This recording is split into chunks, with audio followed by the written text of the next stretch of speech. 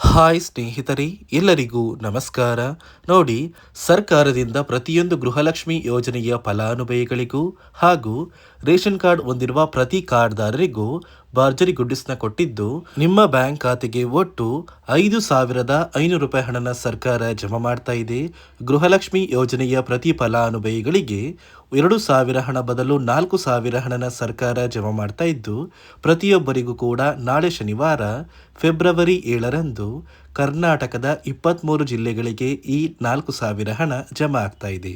ಅದೇ ರೀತಿ ration card ಹೊಂದಿರುವ ಪ್ರತಿ ಕಾರ್ಡ್ದಾರರ ಬ್ಯಾಂಕ್ ಖಾತೆಗೆ 1,500 ರೂಪಾಯಿ ಹಣ ಬರ್ತಾ ಇದ್ದು, ಒಟ್ಟು ಪ್ರತಿಯೊಬ್ಬರಿಗೂ 5,500 ರೂಪಾಯಿ ಹಣ ಜಮಾ ಆಗ್ತಾ ಇದೆ.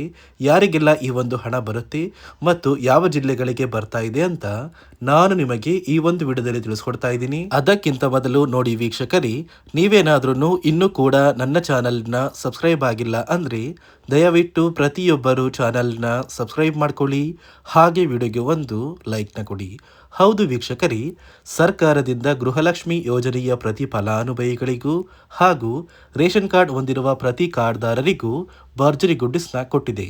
ನಿಮ್ಮ ಬ್ಯಾಂಕ್ ಖಾತೆಗೆ ಬರೋಬ್ಬರಿ 5,500 ರೂಪಾಯಿ ಹಣನ ಸರ್ಕಾರ ಜಮಾ ಮಾಡ್ತಾ ಇದ್ದು, ಗೃಹಲಕ್ಷ್ಮಿ ಯೋಜನೆಯ ಪ್ರತಿಯೊಂದು ಫಲಾನುಭವಿಗಳ ಬ್ಯಾಂಕ್ ಖಾತೆಗೆ 2,000 ಹಣ ಬದಲು 4,000 ಹಣ ಜಮಾ ಆಗ್ತಾ ಇದೆ. ಅಂದರೆ ನಿಮ್ಮ ಬ್ಯಾಂಕ್ ಖಾತೆಗೆ ನವೆಂಬರ್ ಮತ್ತು ಡಿಸೆಂಬರ್ ತಿಂಗಳ 26ನೇ ಕಂತು ಮತ್ತು 27ನೇ ಕಂತಿನ ಹಣನ ಸರ್ಕಾರ ಜಮಾ ಮಾಡ್ತಾ ಇದ್ದು, ಫೆಬ್ರವರಿ 7 ಅಂದರೆ ನಿಮ್ಮ ಬ್ಯಾಂಕ್ ಖಾತೆಗೆ ಶನಿವಾರದಿಂದ ಈ 4,000 ಹಣ ಬರ್ತಾ ಇದೆ. ಜನವರಿ ತಿಂಗಳ 28ನೇ ಕಂತಿನ ಹಣ ಕೂಡ ಫೆಬ್ರವರಿ 15ರ ನಂತರ ನಿಮ್ಮ ಬ್ಯಾಂಕ್ ಖಾತೆಗೆ ಜಮಾ ಆಗುತ್ತೆ.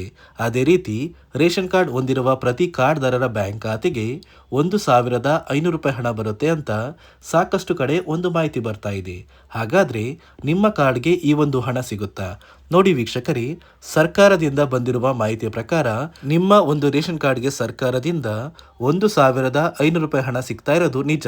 ಆದರೆ ಹಣ ಬದಲು ಸರ್ಕಾರ 5 ರೀತಿಯ ಆಹಾರ ಪದಾರ್ಥಗಳನ್ನ ಪ್ರತಿ ಕಾರ್ಡ್ಗೆ ಉಚಿತವಾಗಿ ಕೊಡ್ತಾ ಇದೆ. ಅಡುಗೆ ಎಣ್ಣೆ, ತೊಗರಿಬೇಳೆ, ಸಕ್ಕರೆ, ಉಪ್ಪು, ರಾಗಿ ಮತ್ತು ಗೋಧಿ ಈ ರೀತಿಯ ಆಹಾರ ಪದಾರ್ಥಗಳನ್ನ ಇನ್ನು ಮುಂದೆ ಫೆಬ್ರವರಿ ತಿಂಗಳಿಂದ ಪ್ರತಿ ತಿಂಗಳು ಉಚಿತವಾಗಿ ಅನ್ನಭಾಗ್ಯ ಯೋಜನೆಯ ಅಕ್ಕಿ ಜೊತೆಗೆ ಸರ್ಕಾರ ಕೊಡ್ತಾ ಇದ್ದು, ಆದಷ್ಟು ಬೇಗ ಪ್ರತಿಯೊಬ್ಬರಿಗೂ ಈ ಸೌಲಭ್ಯಗಳು ಕೂಡ ಸಿಗ್ತಾ ಇದೆ.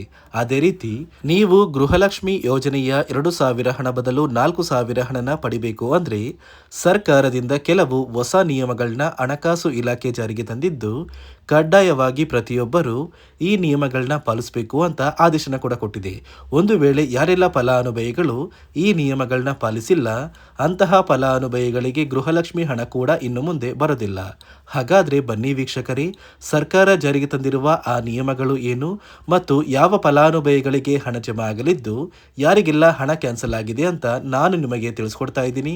ಅದಕ್ಕಿಂತ ಮೊದಲು ನಾಳೆ ಶನಿವಾರ ಫೆಬ್ರವರಿ 7ರಂದು ಕರ್ನಾಟಕದ ಯಾವ 23 ಜಿಲ್ಲೆಗಳಿಗೆ 2 ತಿಂಗಳ ಗೃಹಲಕ್ಷ್ಮಿ ಯೋಜನೆಯ 4,000 ಹಣ ಜಮಾ ಆಗ್ತಾ ಇದೆ ಅಂದರೆ ಮೊದಲಿಗೆ ಬೆಂಗಳೂರು, ಬಾಗಲಕೋಟೆ, ಬೆಂಗಳೂರು ಗ್ರಾಮಾಂತರ, ಬೆಳಗಾವಿ, ಬಳ್ಳಾರಿ, ಬೀದರ್, ವಿಜಯನಗರ, ಚಾಮರಾಜನಗರ, ಚಿಕ್ಕಬಳ್ಳಾಪುರ, ಚಿಕ್ಕಮಗಳೂರು, ಚಿತ್ರದುರ್ಗ, ದಕ್ಷಿಣ ಕನ್ನಡ, ದಾವಣಗೆರೆ, ಧಾರವಾಡ, ಗದಗ, ಕಲಬುರಗಿ, ಹಾಸನ, ಹಾವೇರಿ, ಕೊಡಗು, ಕೋಲಾರ, ಕೊಪ್ಪಳ, ಮಂಡ್ಯ, ಮೈಸೂರು, ರಾಯಚೂರು, ರಾಮನಗರ, ಶಿವಮೊಗ್ಗ, ತುಮಕೂರು, ಉಡುಪಿ, ಉತ್ತರ ಕನ್ನಡ ಮತ್ತು ಯಾದಗಿರಿ ಈ ಜಿಲ್ಲೆಗಳ ಪ್ರತಿಯೊಂದು ಫಲಾನುಭವಿಗಳ ಬ್ಯಾಂಕ್ ಖಾತೆಗೆ 2 ತಿಂಗಳ ಗೃಹಲಕ್ಷ್ಮಿ ಯೋಜನೆಯ 4,000 ಹಣನ ಸರ್ಕಾರ ನಿಮ್ಮ ಬ್ಯಾಂಕ್ ಖಾತೆಗೆ ಜಮಾ ಮಾಡ್ತಾ ಇದ್ದು, ಈ ಫೆಬ್ರವರಿ 15ರಲ್ಲಿ ಪ್ರತಿಯೊಬ್ಬರು ಈ 4,000 ಹಣನ ಪಡ್ಕೋತೀರಾ.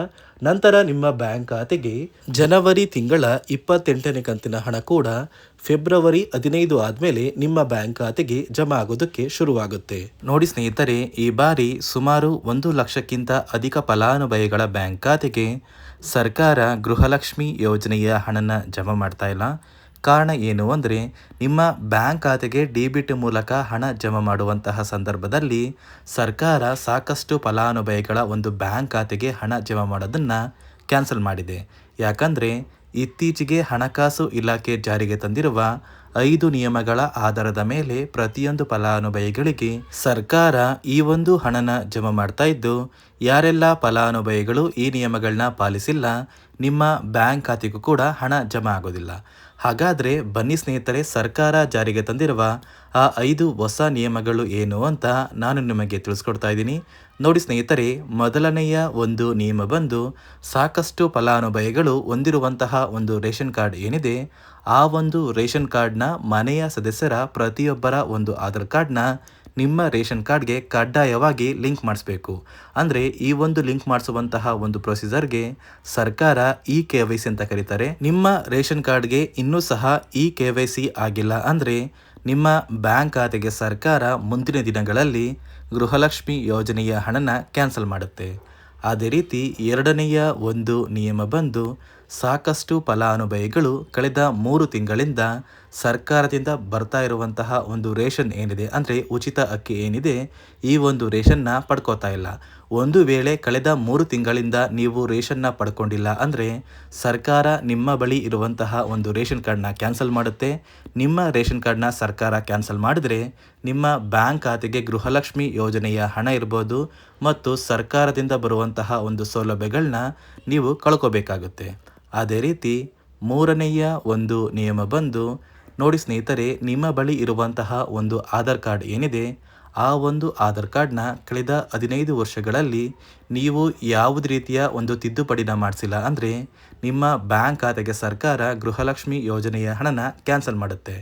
ಯಾಕಂದರೆ ಸರ್ಕಾರದಿಂದ ಬಂದಿರುವಂತಹ ಒಂದು ಆದೇಶದ ಪ್ರಕಾರ ಪ್ರತಿಯೊಂದು ಫಲಾನುಭವಿಗಳು ಕಳೆದ 15 ವರ್ಷಗಳಲ್ಲಿ ಯಾವುದೇ ರೀತಿಯ ಒಂದು ತಿದ್ದುಪಡಿನ ನಿಮ್ಮ ಆಧಾರ್ ಕಾರ್ಡ್ಗೆ ನೀವು ಮಾಡಿಸಿಲ್ಲ ಅಂದರೆ ಕಡ್ಡಾಯವಾಗಿ ಆದಷ್ಟು ಬೇಗ ನಿಮ್ಮ ಆಧಾರ್ ಕಾರ್ಡ್ಗೆ ತಿದ್ದುಪಡಿನ ಮಾಡಿಸಿ. ಅದೇ ರೀತಿ ನಾಲ್ಕನೆಯ ಒಂದು ನಿಯಮ ಬಂದು ನಿಮ್ಮ ಕುಟುಂಬದ ಒಂದು ವಾರ್ಷಿಕ ಆದಾಯ 7 ಲಕ್ಷಕ್ಕಿಂತ ಕಡಿಮೆ ಇರಬೇಕು. ಒಂದು ವೇಳೆ ನಿಮ್ಮ ಕುಟುಂಬದ ವಾರ್ಷಿಕ ಆದಾಯ 7 ಲಕ್ಷಕ್ಕಿಂತ ಜಾಸ್ತಿ ಇದ್ದರೆ ನಿಮ್ಮ ಬ್ಯಾಂಕ್ ಖಾತೆಗೆ ಸರ್ಕಾರ ಗೃಹಲಕ್ಷ್ಮಿ ಯೋಜನೆಯ ಹಣನ ಕ್ಯಾನ್ಸಲ್ ಮಾಡುತ್ತೆ. ಅದೇ ರೀತಿ ಐದನೆಯ ಒಂದು ನಿಯಮ ಬಂದು ನಿಮ್ಮ ಕುಟುಂಬದ ಸದಸ್ಯರು ಅಥವಾ ಗೃಹಲಕ್ಷ್ಮಿ ಯೋಜನೆಯ ಫಲಾನುಭವಿಗಳು ಯಾರು ಕೂಡ ಸರ್ಕಾರಿ ನೌಕರರಾಗಿ ಕಾರ್ಯನಿರ್ವಹಿಸ್ತಾ ಇರಬಾರ್ದು. ಒಂದು ವೇಳೆ ನಿಮ್ಮ ಕುಟುಂಬದಲ್ಲಿ ಯಾರೇ ಆಗಿದ್ರೂ ಸರ್ಕಾರಿ ನೌಕರರಾಗಿ ಕಾರ್ಯನಿರ್ವಹಿಸ್ತಾ ಇದ್ದರೆ ನಿಮ್ಮ ಬ್ಯಾಂಕ್ ಖಾತೆಗೆ ಗೃಹಲಕ್ಷ್ಮಿ ಯೋಜನೆಯ ಹಣ ಕ್ಯಾನ್ಸಲ್ ಆಗುತ್ತೆ. ಈ 5 ನಿಯಮಗಳ ಆಧಾರದ ಮೇಲೆ ಪ್ರತಿಯೊಂದು ಫಲಾನುಭವಿಗಳಿಗೆ ಸರ್ಕಾರ ಹಣ ಜಮಾ ಮಾಡ್ತಾ ಇದೆ.